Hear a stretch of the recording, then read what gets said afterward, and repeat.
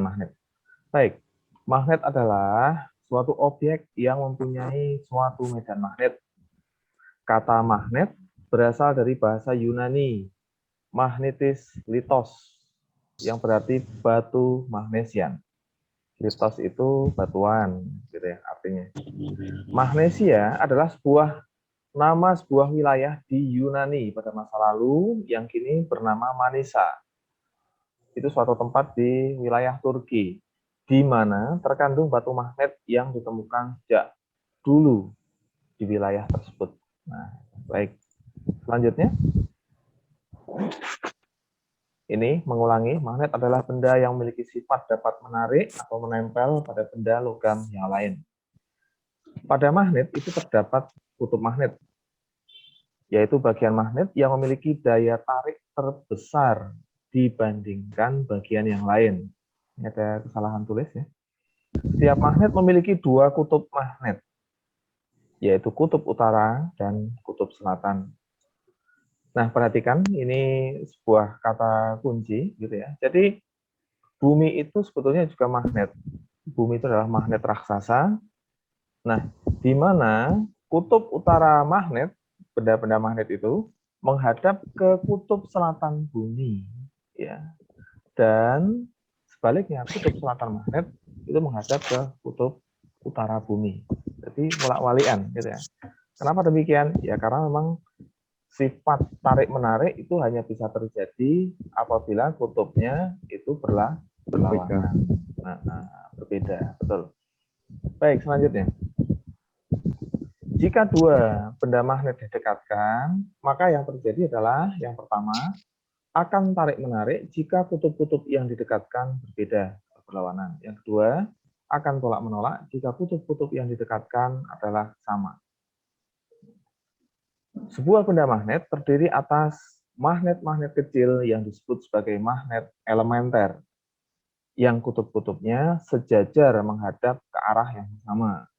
Jadi, sebuah benda magnet itu sebetulnya adalah kumpulan dari magnet-magnet elementer, yang kutub-kutubnya sejajar menghadap ke arah yang sama. Maka kekuatannya jadi terpusat, jadi kutub itu. Nah, sebaliknya, suatu logam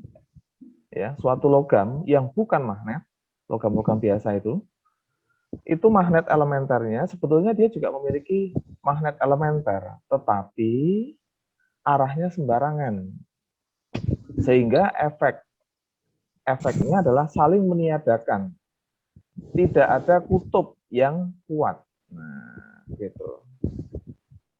Kita lanjutkan. Beberapa material tersusun dari atom yang memiliki elektron berpasangan pada orbital dengan satu spin mengarah ke atas dan satu spin mengarah ke bawah.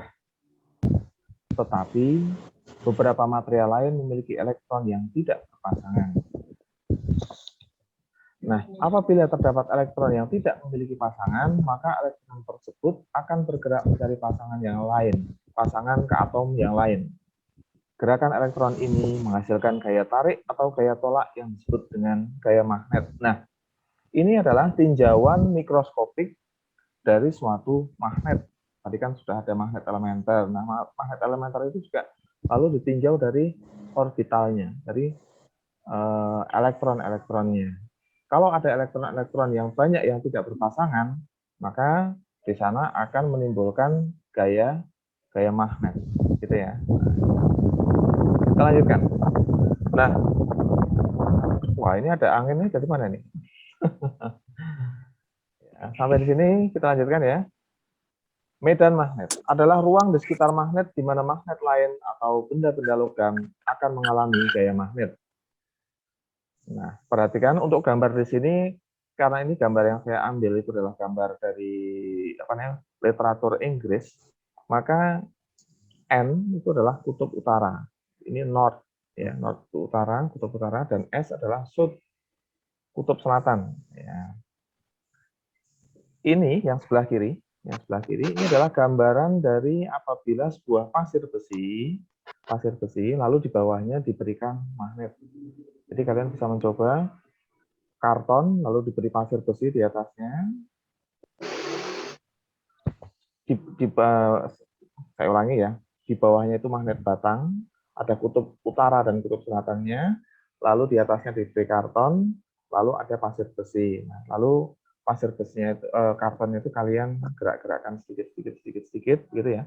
Kalian ketuk sedikit-sedikit, nanti akan terbentuk pola seperti ini. Nah, pola seperti ini. Pola-pola yang indah ini. Nah, gambaran ini itu kalau digambarkan jadi gambaran yang di sebelah kanan.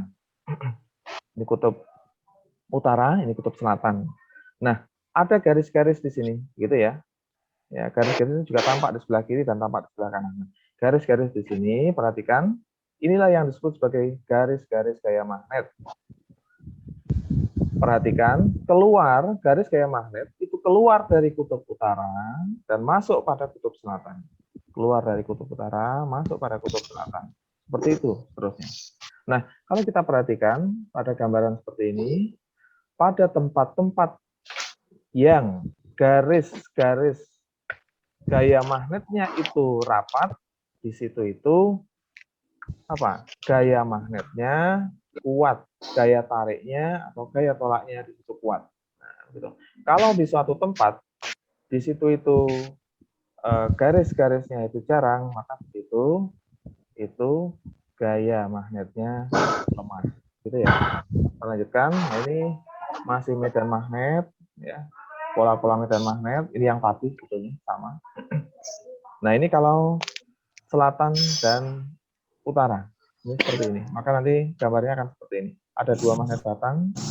Ini kutub selatan, ini kutub utara. Gambarnya seperti ini. Sedangkan untuk yang sebelah kanan, ini jika kutub utara dan kutub utara didekatkan. Lalu tolak-menolak. Maka pola-pola garis gaya magnetnya seperti ini. Kalian perhatikan ya. Kita lanjutkan. Nah, bahan berdasar sifat magnetiknya itu sebetulnya ada dua pada dasarnya, yaitu bahan magnetik dan kedua bahan non magnetik. Oke, bahan magnetik itu dapat ditarik oleh magnet, disebut sebagai bahan magnetik ya. Sedangkan bahan non magnetik itu tidak dapat ditarik oleh magnet. Contohnya ini bahan non magnetik, contohnya kayu, plastik, kertas, karet. Bahan magnetik, contohnya besi, nikel, baja, kobalt. Kita lanjutkan. Nah, yang bahan magnetik itu diklasifikasikan lagi menjadi 3 macam. Satu, bahan ferromagnetik. Ini bisa ditarik kuat oleh magnet. Contoh besi, baja, kobalt, dan nikel. Yang kedua, bahan paramagnetik. Bahan yang ditarik lemah oleh magnet.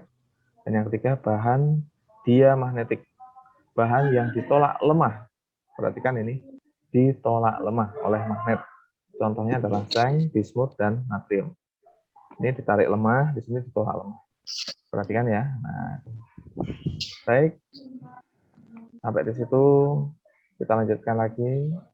Saya harap kalian perhatikan ya sambil kalian beraktivitas di situ.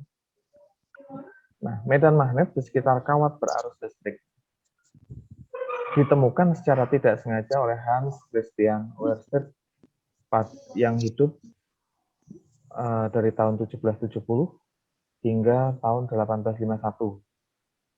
Nah, Ørsted menemukan bahwa di sekitar kawat berarus listrik jarum kompas akan bergerak menyimpang. Nah, ini agak ada kekeliruan tulisan ya. Jadi di sekitar kawat berarus listrik, maka jarum kompas akan bergerak menyimpang. Hal itu menunjukkan bahwa kawat berarus sebelah kiri, gambaran sebelah kiri ini, kawat berarus listrik, arus listriknya adalah arus listrik searah, ke arah kiri.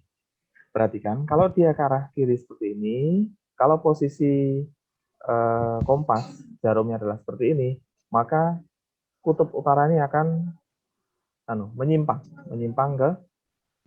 ke kiri. Nah, oke. Menyimpang ke kiri, ke sini, menjauh. Sebaliknya, untuk yang gambar sebelah kanan, kalau gambarnya seperti ini, arus ke arah kanan, ya, arus ke arah kanan, maka nanti, sebentar mas, ini saya curiga laptop saya mau habis ini baterainya. Kedap-kedap ya. Nah, oke, enggak apa-apa. Kalau dia arus ke arah kanan, maka nanti di sini kutub selatannya di sini, Mas, dia akan terlempar ke arah menjauh. Contohnya gampang kok, Tok Tireni ya. Kalian perhatikan gambarnya, nah maka nanti akan kalian tahu. Cukup dititeni. Baik, selanjutnya ini ada yang namanya hukum Biot-Savart. Hukum Biot-Savart ini adalah bentuk matematis dari Oersted tadi. Ya, bentuk matematis dari penemuan Oersted tadi. Jadi bahwa suatu arus listrik ke arah bisa menimbulkan medan magnet. Nah, berapa besarnya kuat medan magnet? Itu adalah, perhatikan di sini, berbanding lurus dengan kuat arus listrik. Yang kedua, berbanding lurus dengan panjang kawat. Yang ketiga, berbanding lurus dengan kuadrat jarak antara titik ke kawat pengantar. Yang keempat, berbanding lurus dengan sinus sudut apit antara arah arus dan garis hubung antara titik ke kawat pengantar.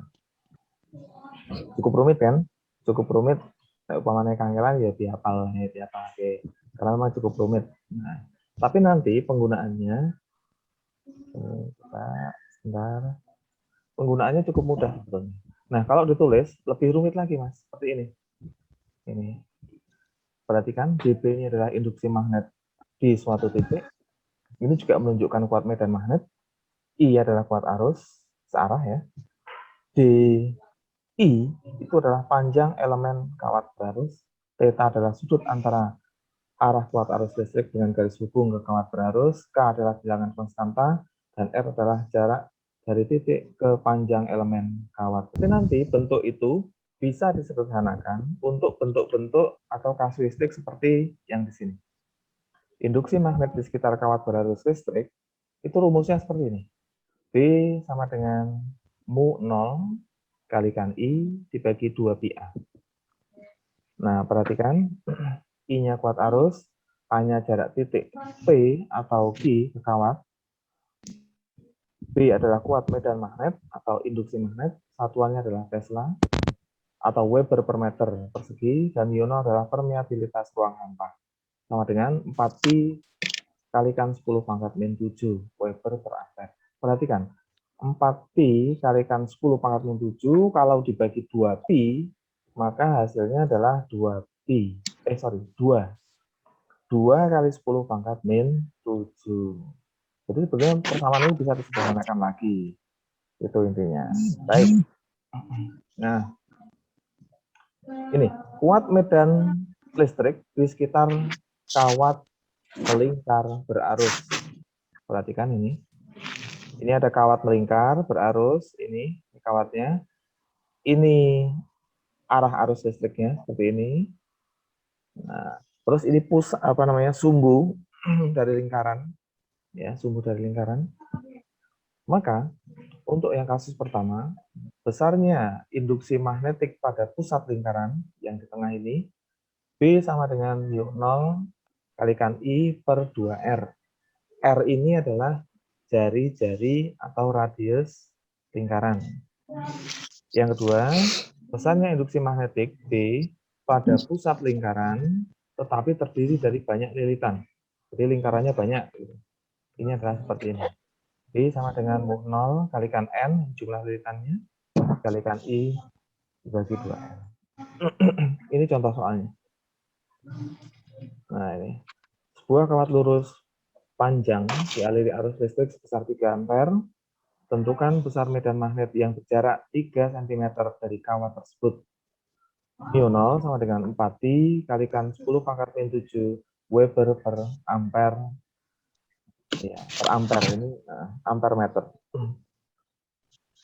Nah, diketahui I sama dengan 3 ampere, R sama dengan 3 cm, sama dengan, jadikan meter ya, 3 kali 10 pangkat min 2 meter, mu 0 sama dengan 4pi kali 10 pangkat min 7 Weber per ampere meter. I-nya kita hitung, masukkan ke rumus ini, hasilnya ini, hasilnya 2 kali 10 pangkat min 5 Weber per meter persegi.